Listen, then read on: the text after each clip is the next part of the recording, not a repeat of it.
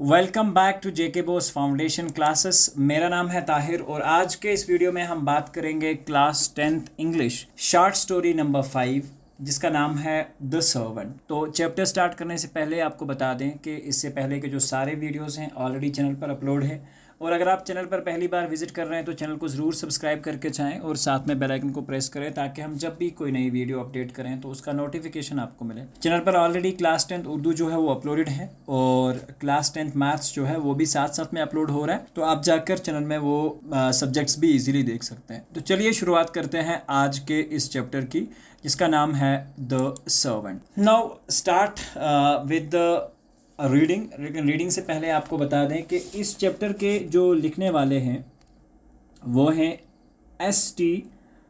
सेम्योनोव। ठीक है, ये बेसिकली एक रशियन फैमिली से बिलोंग करते थे, पीजेंट फैमिली से, और इनका जो जन्म हुआ था 1868 में हुआ था और 1922 में इनका देहांत हो गया। और उनका वर्क जो है ज़्यादा सेंसियरिटी पे बेस्ड है और ओवरऑल उन्होंने एक पीजेंट लाइफ को, यानी कि किस तरह से पीजेंट लाइफ जो थी पहले ज़माने में, उसके ऊपर बहुत सारे जो है चीज़ें दुनिया के सामने लाई हैं। तो चलिए शुरुआत करते हैं आज के इस वीडियो की। तो साथ साथ में रीडिंग भी करेंगे। चैप्टर का वीडियो थोड़ा सा लंबा होगा लेकिन साथ में रीडिंग भी है और साथ में रीडिंग की एक्सप्लेनेशन भी। तो हम पूरा एक जो एक्सट्रैक्ट है वो पढ़ेंगे और उसके बाद उस एक्सट्रैक्ट का आपको मीनिंग भी बताएंगे। Jarism returned to Moscow just at a time when it was hardest to find work. A short while before Christmas, when a man sticks even to a poor job in expectations of present. For 3 weeks, the peasant lad had been going about the vain seeking a position. कहा जाता है कि जरासम उस वक़्त लौट कर Moscow आया था जब यहाँ काम ढूंढना बिल्कुल भी मुश्किल था और ये कुछ अरसा पहले, क्रिसमस से पहले जो है ये यहाँ आया था। व्हेन ए मैन स्टिक्स, ये ऐसा वक्त था जब एक आदमी बड़ी मुश्किल से जो है जिसे हम कहते हैं वो छोटी सी कम तनख्वाह भी मिलने पर भी अपनी नौकरी से चिपका रहता था। स्टिक्स का मतलब है यहाँ चिपका रहना, पोर जॉब का मतलब है कम तनख्वाह मिलने वाली जॉब से भी स्टिक रहता था।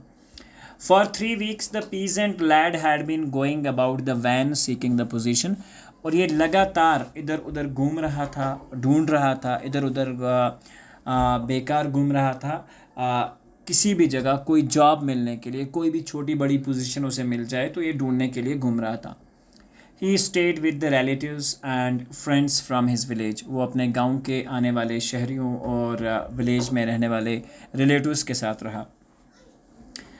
And although he had not yet suffered great want, it disheartened him that he, a strong young man, should go without work. हालांकि वो अपने दोस्तों और रिलेटिव्स के साथ रहा करता था और कहा जाता है कि वो उसकी ज़्यादा नीड्स भी नहीं थी, ज़्यादा ज़रूरत नहीं थी, लेकिन फिर भी उसे दिल जो है वो बारी हो जाता था या दिल मलूल हो जाता था वो इस बात से कि हमेशा उसके जैसे एक स्ट्रांग बंदे को भी जॉब जो है वो विदाउट जॉब है, तो इस बात से उसे बहुत ज़्यादा तकलीफ़ होती थी। Gerasim has lived in Moscow from early boyhood. कहा जाता है कि जरासम पहले से, जब वो बच्चा सा था तो वो यहाँ रहा था। When still a mere child, जब वो एक छोटा सा बच्चा था।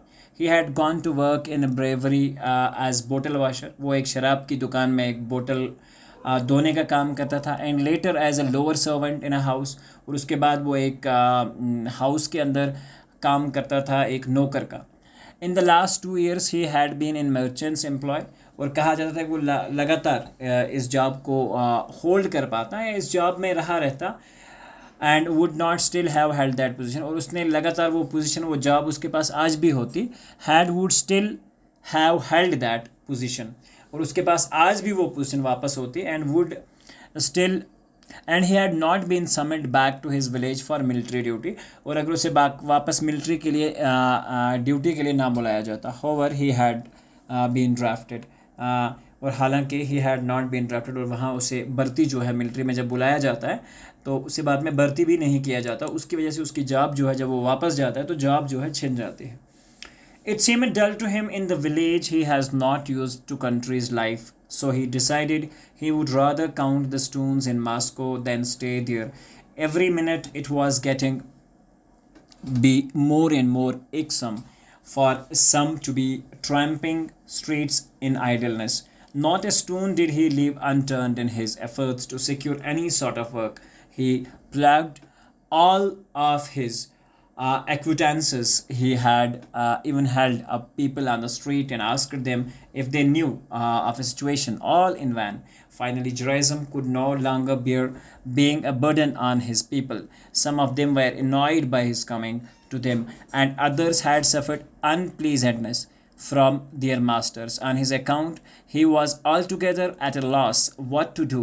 Sometimes he would go a whole day without eating. कहा जाता है कि जब वो मास्को आया तो जब उसे जॉब नहीं मिलती थी तो गांव में रहना वैसे भी उसके लिए बिल्कुल भी मज़ेदार नहीं था, उसे पसंद नहीं था, वहाँ गांव की ज़िंदगी का वो बिल्कुल भी आदी नहीं था। इसलिए उसने फ़ैसला किया कि वहाँ रहने के बजाय मास्को में पत्थर गिनना वो बेहतर समझता है, यानी कि बेकार रहना बेहतर समझेगा गांव में रहने से। सड़कों पर इधर उधर बेकार भटकना उसके लिए हल पर ज़्यादा ही ज़्यादा परेशान कुन होता जा रहा था। किसी भी किस्म का काम ढूंढने में उसे कोई कसर बाकी ना छोड़ी। उसने हर कोई कोशिश की कि उसे किसी न किसी तरीके जॉब मिल जाए। उसने अभी सभी जान पहचान के लोगों को परेशान किया। वो गली में हर एक जान पहचान वाले के पास जाता, उससे पूछता कि क्या उसे नौकरी मिल सकती है या उसके पास कोई जगह खाली है जहाँ वो जॉब कर सकता है। लेकिन ये सब करना बेकार ही रहा। उसे आखिर में कोई भी जॉब ना मिली, और जिन लोगों के पास वो रहता है उन पर भी वो बोझ बनना बर्दाश्त नहीं कर सकता था। उनमें से कुछ उनके पास आने पर चिढ़ जाते, अनॉय हो जाते उससे। जब भी वो उनके पास जाता वो कहते कि क्या रोज़ रोज़ हमारे पास ही आ जाते हो। उनमें से जिसे हम कहते हैं, और दूसरों को कभी कभार क्या होता कि किसी कोई जगह कोई किराए पे रह रहा होता और वो किसी के घर में जाता तो किराएदार जो मकान मालिक होता तो वो डेफिनेटली उसका बारे में जो है किराएदारों को पूछते कि क्यों आ रहा है, क्यों हमारे यहाँ क्यों आता है। तो इसलिए वो हमेशा से कभी कभार वो पूरा दिन ही बाहर घूमता और कभी कभार वो खाली पेट पूरा दिन गुजार लेता। ये उसकी सारी कहानी कुछ इस तरह से चल रही थी। One day, Gerizim betook himself to a friend from his village who lived at the extreme outer edge of Moscow. एक बार जराइज़म जो है अपने एक फ्रेंड के यहाँ चला जाता है, दोस्त के पास, जो मास्को के बिल्कुल बाहरी ही किनारे पर रह रहा होता है। वो आदमी श्रो नाम के एक सौदागर का कोचवान यानी कि घोड़े रखने वाला या घोड़े चलाने वाला होता है। तो ये जो है the man was a coachman. Coach actually कहा जाता है वो घोड़े की जो सवारी होती है उसको, तो कोचमैन मतलब जो उसको हैंडल करता है तो उसे कोचमैन कहते हैं। To a merchant by the name of Sharo, वो शैरो के पास नौकरी कर रहा होता है, उसके गांव का एक आदमी। In whose service he had been for many years, और उसकी सर्विस में बहुत सारे साल जो है रहा होता है ये Gerizim. He had ingratiated himself with his master. ठीक है, तो इसकी बात क्या है, इसलिए कहा जाता है कि वो जो आदमी था जिसकी नौकरी वो कई सालों से कर रहा था, उसने अपने लिए अपने मालिक के दिल में जगह बना रखी थी, जिससे श्रो जो था उस पर पूरा भरोसा करने लगा था। किस आदमी पे? ये उस आदमी की बात हो रही थी जिससे Gerizim मिलने जा रहा है। तो उस पर भरोसा होने की वजह से जब भी वो अपने नौकरों को डांटता है या इस तरह की कोई भी हरकत करता है, इट वाज द मैन ग्लिब्स टंग, और उसकी मान के चलो ज़बान भी बहुत ज़्यादा चलती थी उस आदमी की। तो वो इस तरह से अपने मास्टर को कॉन्फिडेंस में अच्छी तरह से ले लेता था। He told on all his servants and Sharo valued for him it, और वो अपने सारे ही जिसे हम कहेंगे उसके बगैर जो मालिक या नौकर वहाँ होते वो उनके ऊपर ज़बरदस्त रोब भी जमाता, और शहरों इस बात को वैल्यू देता था, वो कभी उसे टोकता नहीं था। Gerizim approached and agreed him, and the coachman gave his guest a proper reception, served him with a tea and something to eat, and asked him how he was doing. और अब इसने क्या काम करा कि उसके पास जाता है, उससे बात करता है, उसने बड़ी प्रॉपर तरीके से उसे रिसेप्शन देता है, उसे चाय का पूछता है और पूछता है कि हाँ तुम्हारा कैसा काम चल रहा है, किस तरह से हो, क्या ज़िंदगी में क्या चल रहा है, अच्छे से Gerizim से ये सारी चीज़ें पूछता है। अब Gerizim इसे वापस जवाब देता है, वेरी बैड येगर, उसका नाम येगोर डैनलिच होता है। Said Gerizim, I have been without a job for weeks, और मैं कहता है कि मैं बहुत वीक से जॉब्स के बगैर हूँ। Didn't you ask your old employer to take you back, उसने कहा कि क्या आप अपने पुराने जिसके पास आप काम करते थे उससे आप नहीं कह रहे हो कि वो दोबारा तुम्हें जॉब पे रख ले? तो Gerizim वापस रिप्लाई करता है कि हाँ आई डिड, मैंने तो कहा था he would not take you again, तो मतलब उसने आपको नहीं रखा। The position was filled already, उसने कहा कि पोजीशन जो है ऑलरेडी फिल हो चुकी है, यानी कि जहाँ जिस जगह पे वो काम कर रहा था वहाँ किसी और बंदे को रख लिया गया है। That's it, that is the way you young fellows are. अब इसने अपना जो है रोब झाड़ना स्टार्ट किया जराइज़म के ऊपर कि हाँ आप जवान लोग ऐसे ही हो, you serve your employers so and when you leave your jobs you usually go back to them. You ought to serve for your master so that they will think a lot of you. ये कहता है कि आप जो छोटे जवान आदमी होते हो आप अपने मालिकों की अच्छे से खिदमत जो है वो नहीं करते हो। इस वजह से जब भी आप उनके पास वापस जाओगे तो वो कभी भी आपको नहीं रखेंगे। तो ये अब उसे जो है अपना रोब जो है उसके ऊपर झाड़ने लगता है, ठीक है। और ये कहता है कि अगर तुमने उससे अच्छी खिदमत करी होती तो वो कभी भी तुम्हें इनकार से बाहर ना निकालता।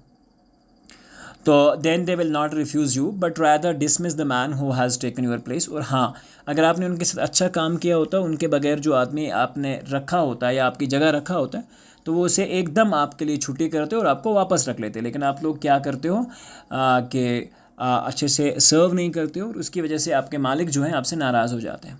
अब यहाँ पे जुरैज़म जो है रिप्लाई करता है, how can a man do that, कैसे एक आदमी ऐसा कर सकता है। In these days there are not any employers like that, आजकल के ज़माने में ऐसे एम्प्लॉयर्स तो बिल्कुल हैं ही नहीं।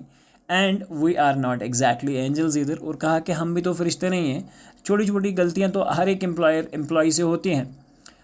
What is the use of wasting words, उसने अब कहा कि क्या फ़ायदा है मुझे तुम पे वेस्ट करने का words. I just want to tell you about myself, if for some reason or other I should ever have to leave this place and go home, not only would Mr. Sharrow, if I came back, take me one again without a word, but he would be glad to too. अब ये कह रहा है कि देखो अगर मैंने ऐसा काम किया होता या मैंने छोड़ के गया होता तो शेरो जो है मुझे एकदम से वापस रख लेता मेरी बात सुन के, ठीक है। तो ये कौन कह रहा है, ये यैगुर डीनियज कह रहा है, किससे, जुरैज़म से। जुरैज़म सैट देयर डाउनकास्ट, वो सर झुकाए बैठा रहा। He saw his friend was boasting and it occurred to him, gratify him. I know it, he said, but it's hard to find a man like you, Jaeger Danilich. If you were a poor worker, your master would not have kept you for 12 years. Jaeger smiled. He liked the praise. That is it, he said. If you were to live and serve as I do, you would not be out for the work for months and months. Judaism made no reply. Jaeger was summoned to his master. Wait a moment, he said to Judaism. I will be right back. Very well. अब जुरैज़म से वो अपना जो है experience जो है वो उसके साथ शेयर करता है और उसे वो रोब झाड़ता है और अपनी जो है कहता है कि चुपचाप बैठा। लेकिन जुरैज़म जो है वो चुपचाप इसकी बातें सुनता रहता है, ठीक है। वो समझ गया कि उसका दोस्त जो डेंगे मार रहा है और अपना जो है वो अपनी तारीफ़ें सुन के बहुत खुश हो रहा है। उसे ख्याल आया कि उसके दिल को खुश ही रखना चाहिए। तो उसने जवाब में कहा उसे कि हाँ मैं जानता हूँ, इसलिए तो आपको आपके मालिक ने 12 साल के लिए रखा है, और अगर आप एक घटिया मुलाजिम होते तो वो आपको 12 साल कैसे रखता। जयगुर मुस्करा दिया क्योंकि उसे अपनी तारीफ़ जो है वो बहुत अच्छी लगती थी और वो हमेशा से अपनी तारीफ़ सुनने के लिए बहुत ज़्यादा उत्सुक जो है वो रहता था। दैट्स इट, ही सैड, उसने कहा हाँ यही तो है। If you were to live and serve as I do, you would not be able to work for months and months. उसने कहा कि हाँ अगर तुम भी मेरी तरह अपने मालिक की खिदमत करते तो आपको महीनों भर काम के बगैर घूमना नहीं पड़ता। जुरैज़म ने कोई आंसर नहीं दिया। Yegor was summoned to his master. अब येगुर को उसके मास्टर ने बुला लिया। वेट अ मोमेंट, उसने कहा कि आप कुछ देर के लिए इंतज़ार करो, मैं जल्दी वापस आता हूँ, तब तक तुम यहीं बैठे रहो। किससे कहा? जुरैज़म से कहा। उसके बाद Yegor came back and reported that inside of half an hour he would have to have the horses harnessed ready to drive his master to town.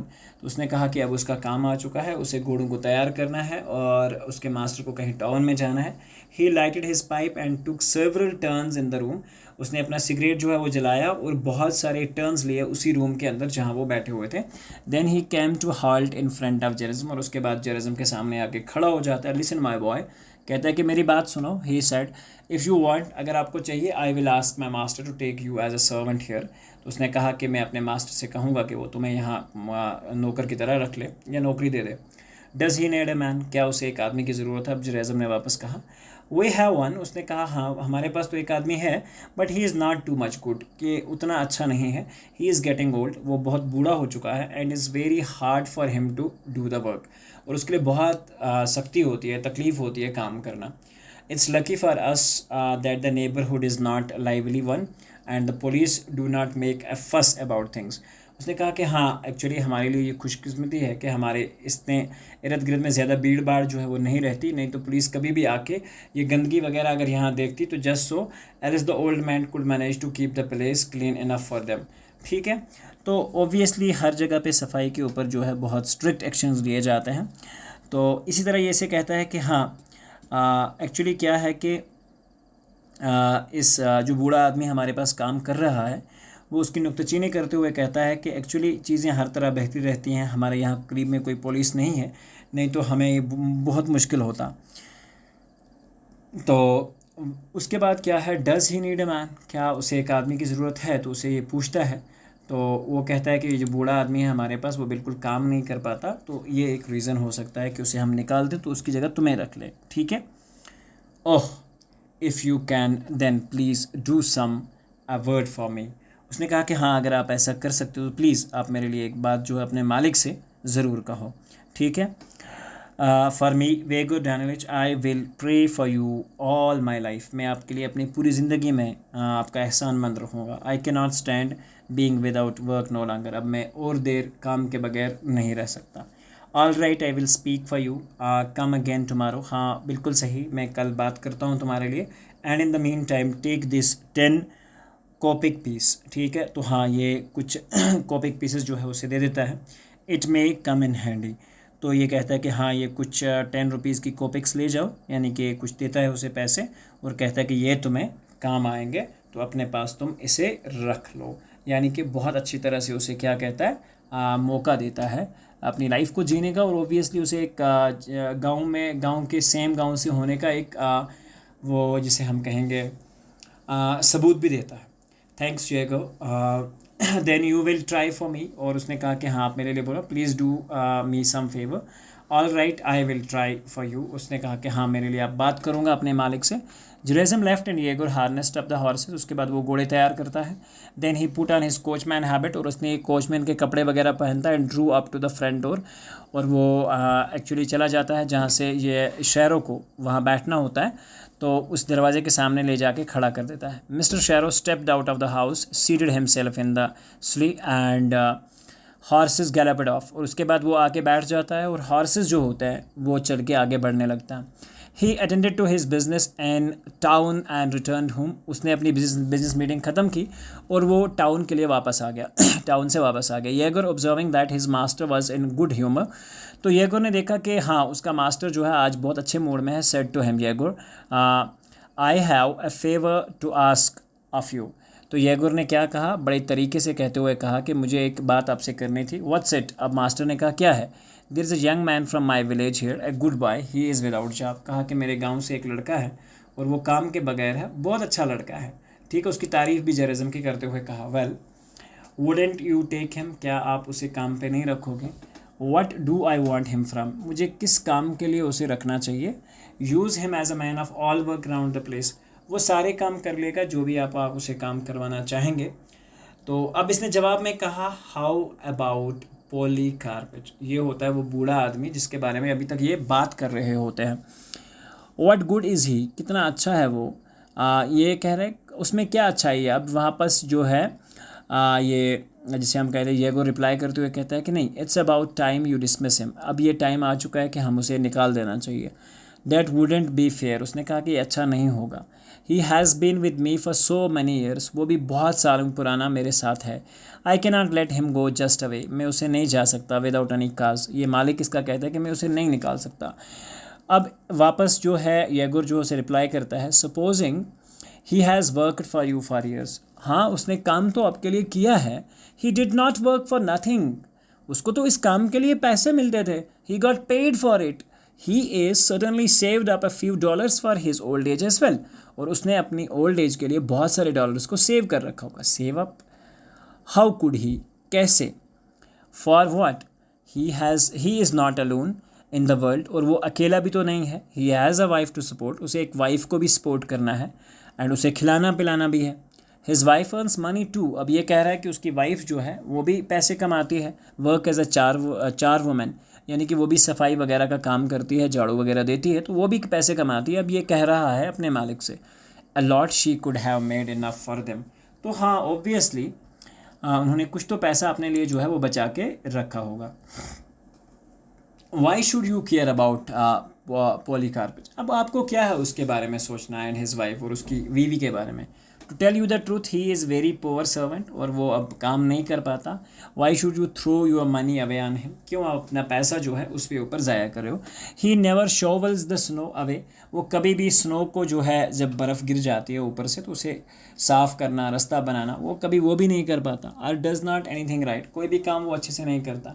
And when it comes to his turn to be night watchman, और जब उसकी बात आ जाती है night watchman रहने की, he slips away trouble with the police.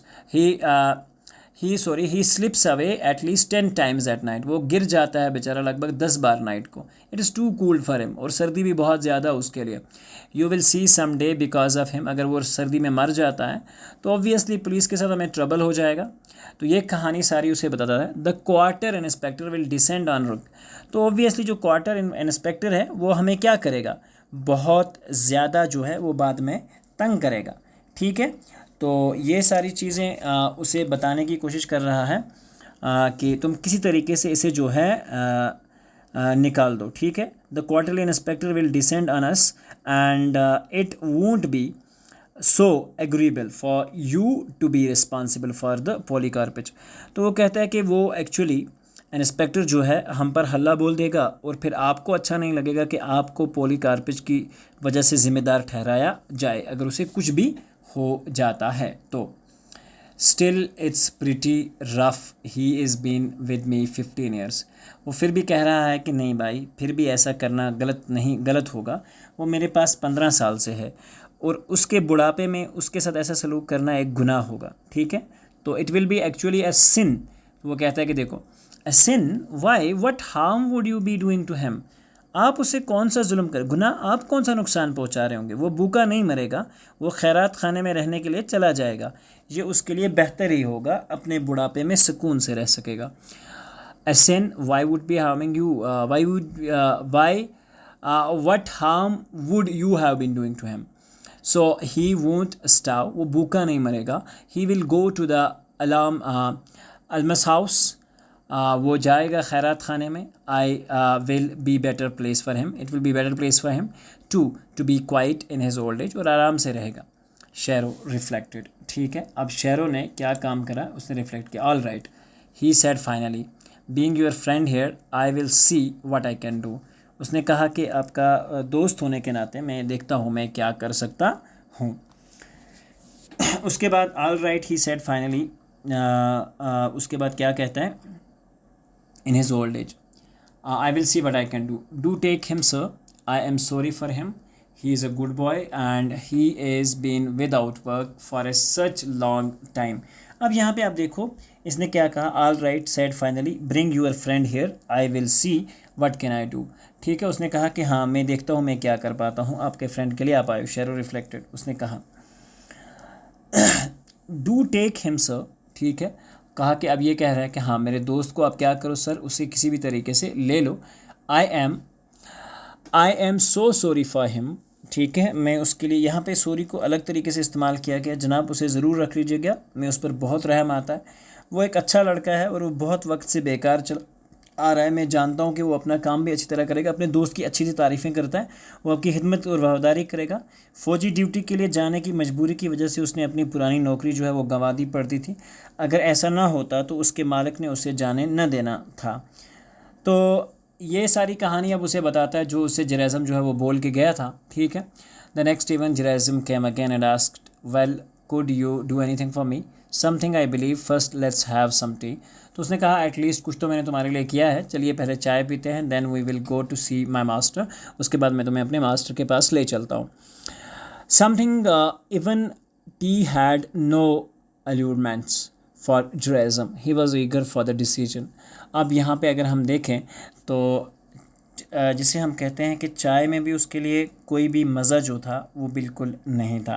ठीक है, क्योंकि चाय में उसके लिए इसलिए मज़ा नहीं आ रहा था क्योंकि वो चाह रहा था, या उसे कोई कशिश या अट्रैक्टनेस जिसे हम कहते हैं ना, रोमस का मतलब होता है ट्रैक्टनेस वगैरह, चाय में उसे बिल्कुल मज़ा नहीं आ रहा था क्योंकि वो चाह रहा था कि जल्दी उसे डिसीजन पता चल जाए।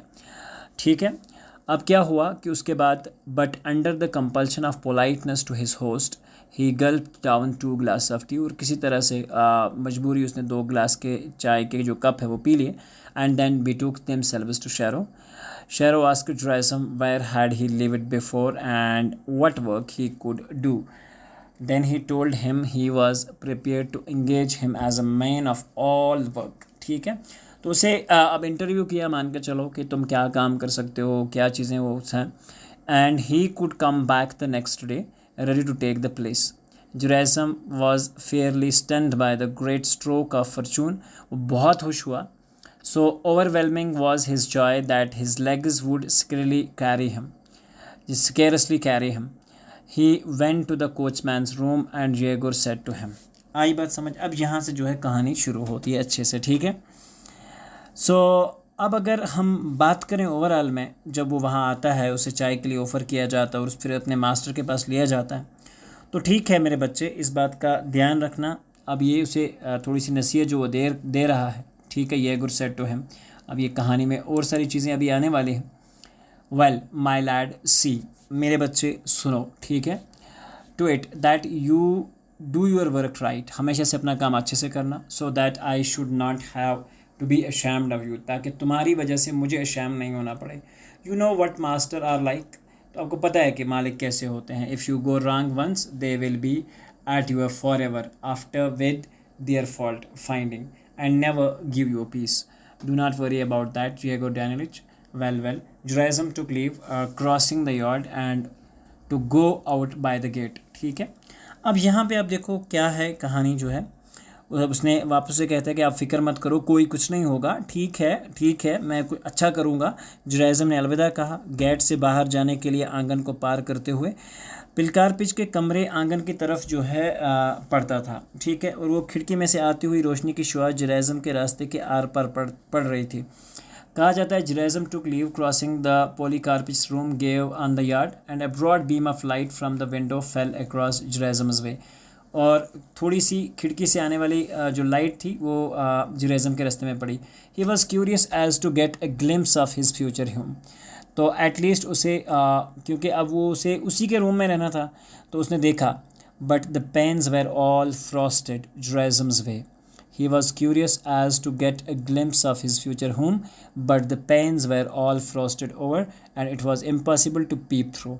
However, he could hear what people inside were saying. ठीक है, अब उसने क्या कहा जब उसको उस कमरे से जहाँ पे जो बंदा रहता था, जो इसकी जगह खाली और खिड़की से आती हुई रोशनी की शुआ जुडाइज़म के रास्ते पर पड़ती है, तो वो अपने मुस्तकबिल के घर की एक थोड़ी सी झलक जो है वो देख पाता है.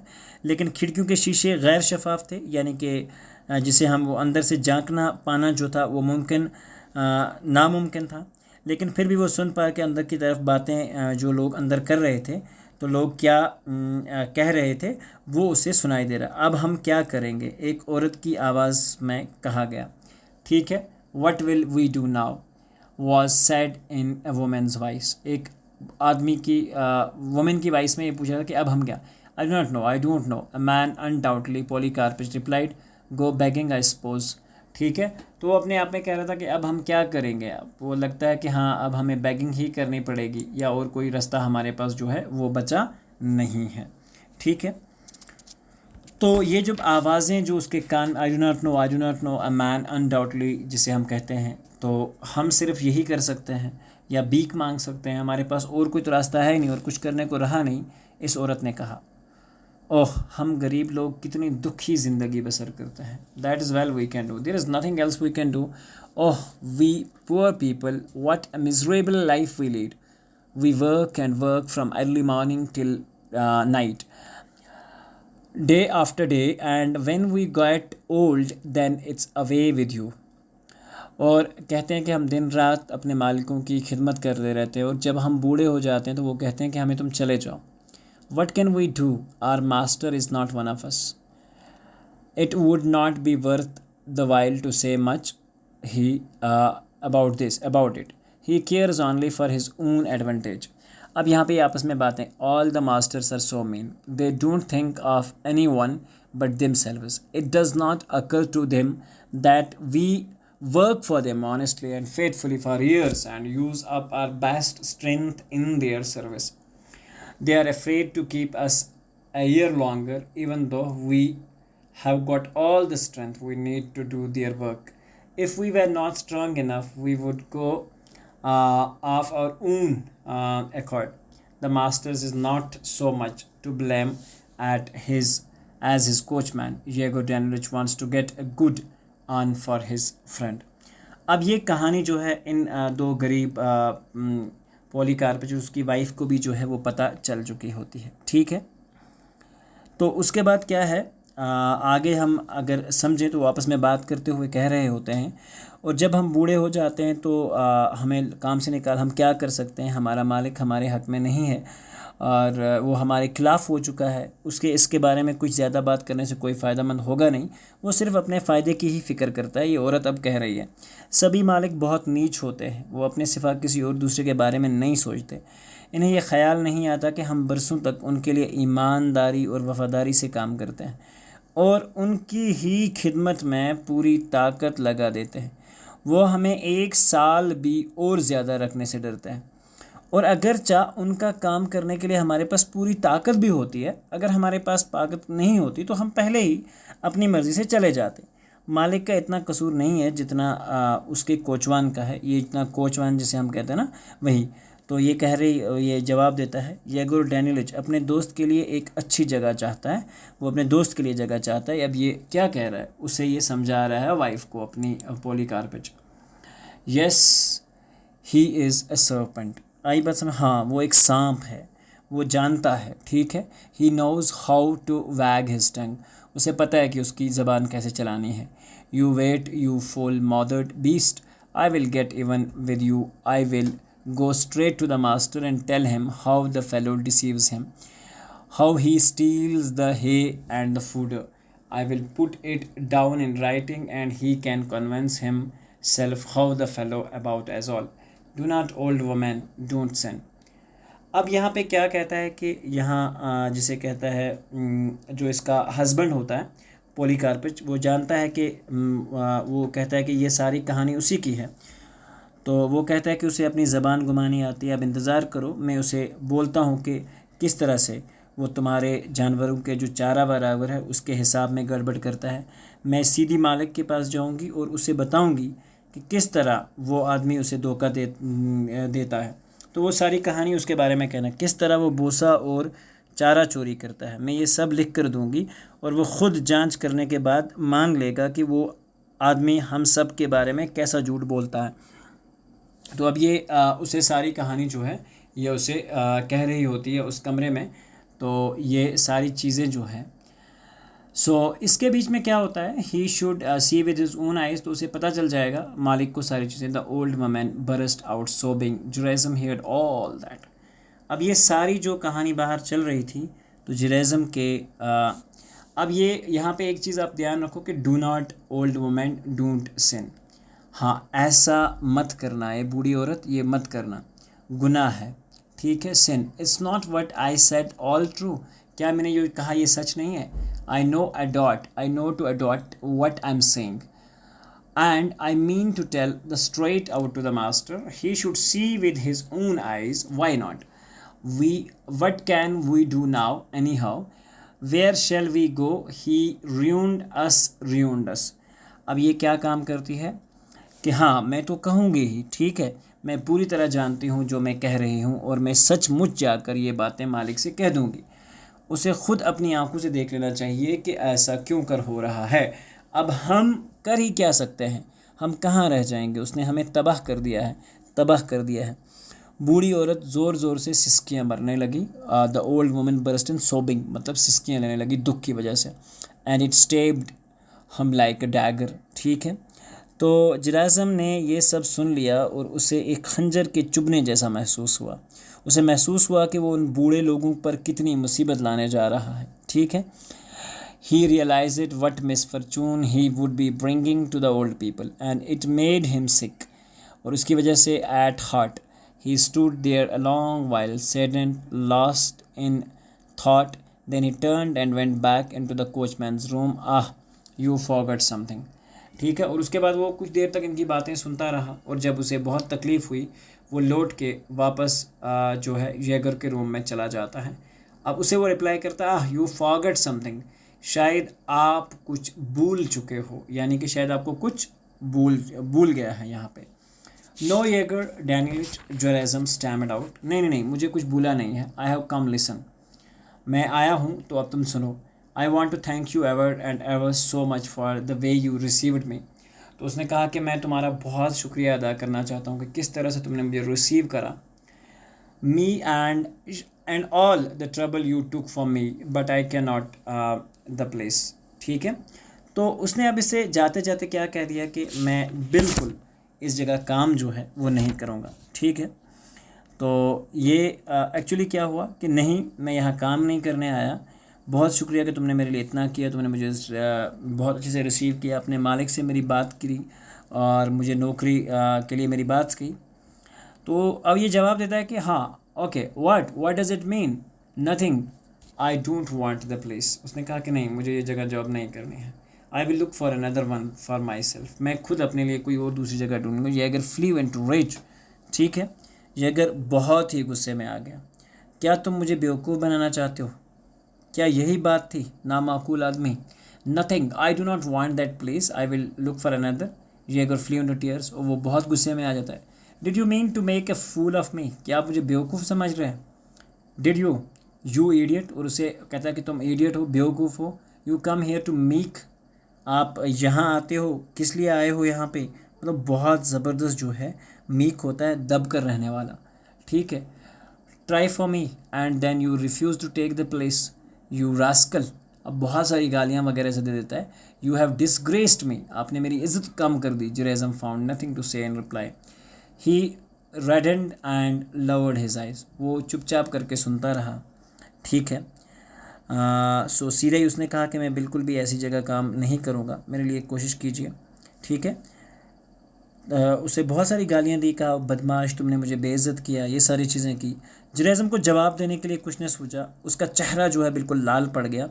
उसने अपनी नज़रें नीचे कर ली। येगोर ने नफ़रत से अपनी पीठ घुमा ली और कुछ ना कहा। ठीक है। And nothing more. Then Gerasim quietly picked up his cap, उसने अपनी कैप उठाई and left the coachman's room. He crossed the yard rapidly, went out by the gate and hurried off down the street. He felt happy and light hearted. और उसके बाद वो gate खोलता है और बाहर निकल जाता है। और तब जब वो जा रहा होता है, ठीक है, अपनी टोपी उठाता है और उस कोचमैन के कमरे से निकलकर तेज़ी से आंगन पार किया, गेट से होता हुआ बाहर आया और सड़क पर तेज़ी से चलने लगा। उसे खुशी महसूस हो रही थी, उसे अपना दिल भी एक हल्का महसूस हो रहा था कि उसने आज ज़िंदगी में कुछ ना कुछ अच्छा काम जो है किया है।